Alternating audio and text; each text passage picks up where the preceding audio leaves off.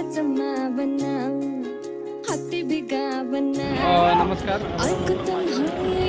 पुराणी पुष्पराज इथे आता आपण जाऊया मैदानावरती.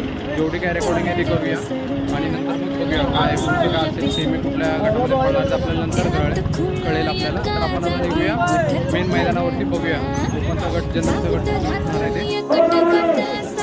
एवढं मैदान गच्च भरलेलं आहे आणि धुळीचं पूर्ण साम्राज्य चालू आहे. धुळच धूळ धुळच धूळ धुळ गर्दी आहे. चालता येत नाही, काय करता येत नाही. हाय नमस्कार, आता मैदानातच आहे. वाजले 1 वाजलाय. तर आता काय माहीत नाही. झालेला आहे.